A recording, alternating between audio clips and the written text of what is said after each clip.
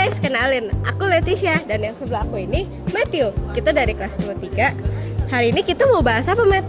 Nah, kita hari ini tuh bakal bahas tentang perubahan iklim dan juga kerusakan lingkungan. Nah, sebelumnya, kalian sadar gak sih kalau belakangan ini sering banget kita dengar berita banjir terus cuaca tuh kayak panas banget. Kira-kira kenapa ya? Nah, itu karena adanya kerusakan lingkungan dan perubahan iklim. Kerusakan lingkungan itu adalah penurunan mutu lingkungan yang terjadi karena aktivitas manusia dan bisa juga karena faktor alam. Terus perubahan iklim itu adalah perubahan yang signifikan yang terjadi pada pola suhu, cuaca, dan curah hujan. Nah, hal ini memicu krisis pangan, krisis kesehatan, cuaca dan juga suhu meningkat secara ekstrim.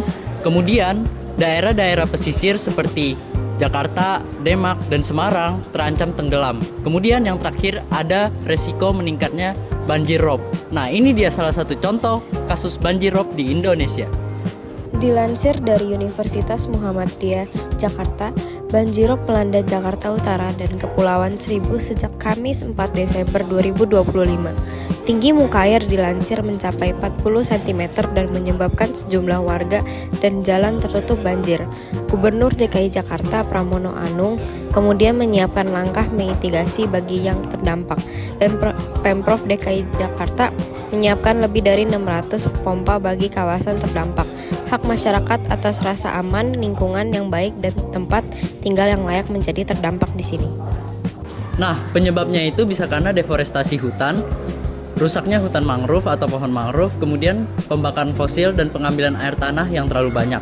Nah, hal ini bisa menyebabkan atau dampaknya bagi kita yaitu hilangnya tempat tinggal karena banjir atau abrasi, kemudian generasi mendatang hidupnya menjadi terancam, kemudian pesisir, daerah-daerah pesisir mulai tenggelam, dan kerugian ekonomi.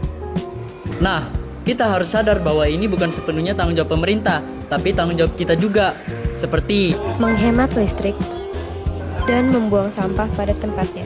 Nah, jadi ada beberapa cara nih guys buat menangani banjirop, mau dari pemerintah maupun dari masyarakat. Nah, preventifnya itu ada pengambilan air tanah bagi perusahaan-perusahaan, terus ada sistem peringatan dini, ada penanaman pohon, terus ada juga mengurangi pembakaran bahan fosil.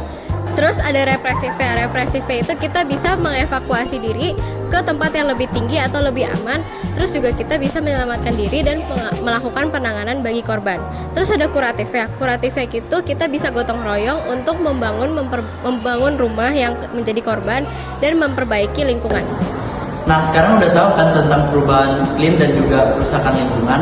Kiranya kita semua tetap menjaga dunia agar sehat dan juga lingkungannya ya. Karena generasi mendatang tidak meminta warisan yang mewah, mereka meminta lingkungan yang sehat.